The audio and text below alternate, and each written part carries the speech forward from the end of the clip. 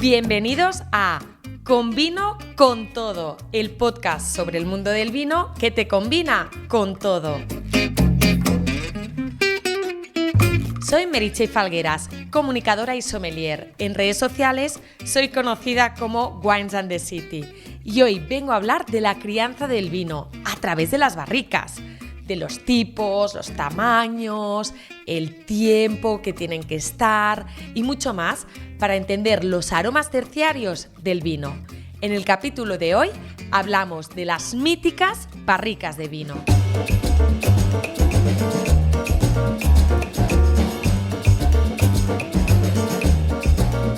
Podríamos decir que las barricas son muebles de lujo. La de roble francés es la más apreciada y la más cara. Pensad que puede costar perfectamente más de 1.000 euros y tiene notas de vainilla, mientras que las barricas americanas se notan más los aromas de coco. Son un poquito más económicas, aunque hay de diferentes calidades. También se puede tostar por dentro en mayor o menor medida. El elaborador las puede pedir a su gusto para acabar de envejecer su vino. Las barricas siempre se hacen de forma artesanal y cuestan muchísimo tiempo de hacer. Para hablar de los distintos tipos de crianza de los vinos en función de los tipos de madera, contamos con la expertise de Daniel Martínez, director comercial de la Tonelería Murúa, una de las productoras de barricas más importantes de España. En principio, el roble americano y el roble francés, la principal diferencia es que son dos especies de árboles totalmente distintas, que estéticamente se pueden parecer, pero sería un poco como un pastor alemán y un lobo. Los ves muy similares, pero son dos especies de animales distintos. Otra de las diferencias fuertes es la gestión de los bosques. En Estados Unidos, como casi todo, la gestión es privada.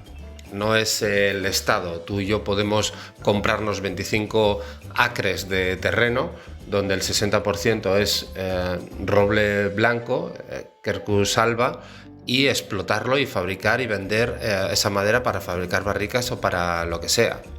El precio del roble americano en dólares estaría ahora mismo en el entorno entre los 3.600 a los 3.800 dólares el metro cúbico. Y el principal ventaja quizás que tiene el roble americano es que lo que nos permite es aserrarlo, ¿vale? Entonces la optimización de ese metro cúbico es muy grande porque podemos casi llegar a sacar 12 barricas en un metro cúbico.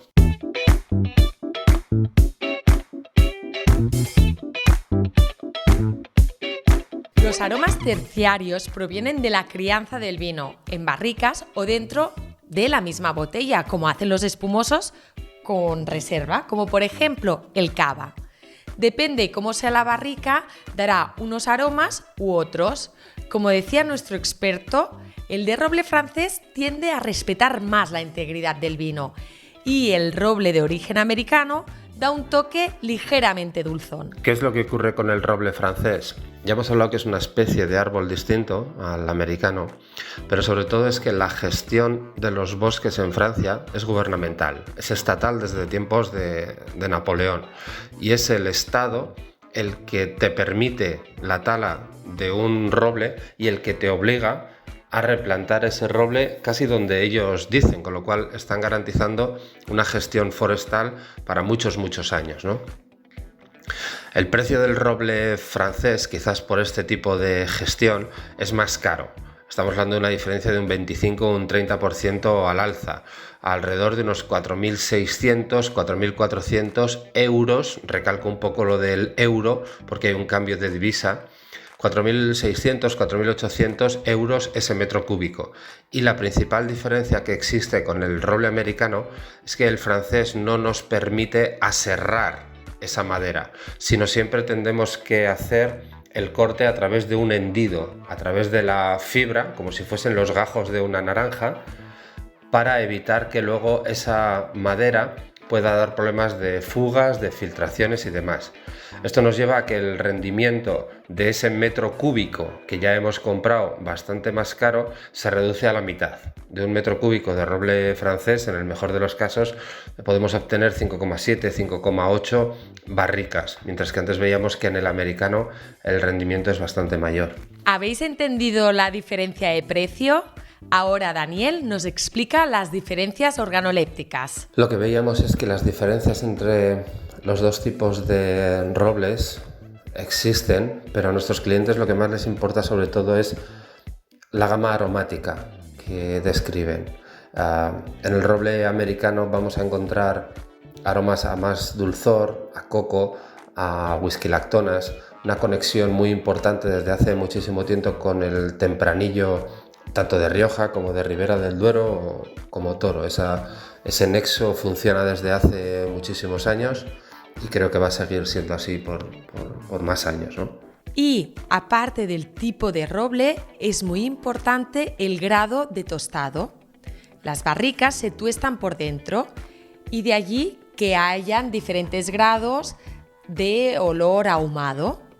Antes estaba de moda las barricas con un tostado muy alto, pero cada vez se apuesta por tostados más medios, más sutiles, para dejar el protagonismo a la variedad. Con respecto al roble francés, ahora es un buen momento para el roble francés porque la tendencia de mercado va hacia vinos o nos lleva a vinos donde predomina el componente frutal, donde la madera tiene que permanecer quizás en un segundo plano, tiene que ayudar a dar volumen, a dar cuerpo a esa fruta, y quizás el roble francés en ese sentido es algo más respetuoso, con aromas más a vainilla, a especias, a clavo, a pimienta blanca, mantiene ese componente frutal, aunque parece que lo ideal sería un poco la mezcla de los dos, no solamente un vino.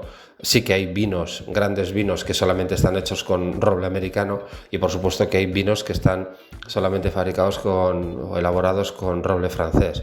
Pero yo creo que los principales chateaux de Francia, Cheval Blanc, Aubryon, La Madeleine, Petrus, toda esta gente utiliza también, en menor medida lógicamente, pero también roble americano para dar cosas y para aportar cosas que el roble francés no llega.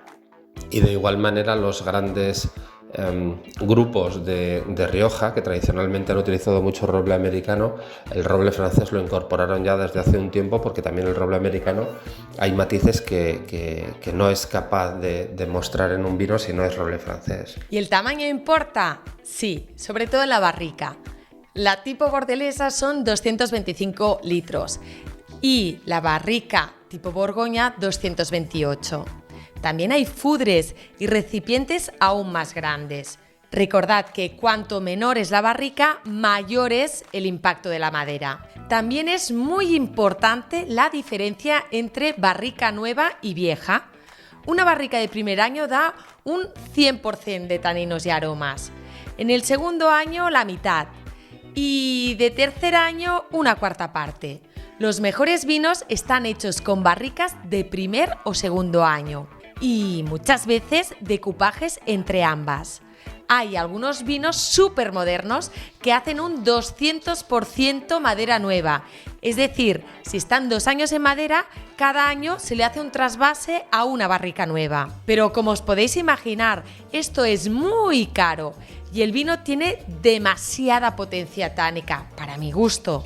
Las barricas viejas dan aromas a humedad y un poco a moho al vino. Por eso, cuando alguien me dice que el vino de su tío en el pueblo le encanta y que está hecho con una barrica de más de 30 años, le digo que le gusta ese vino porque lo hace un familiar y que todo sabe mejor en vacaciones.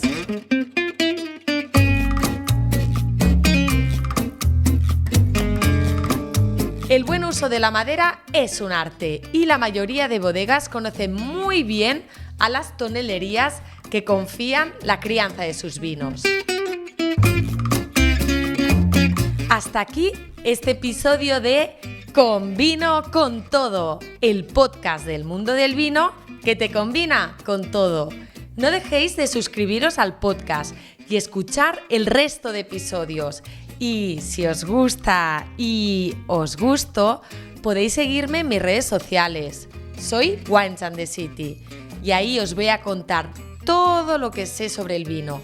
Y lo que no sé, como habéis visto, lo investigo para tener siempre la mejor crianza y aprender del vino sin reservas.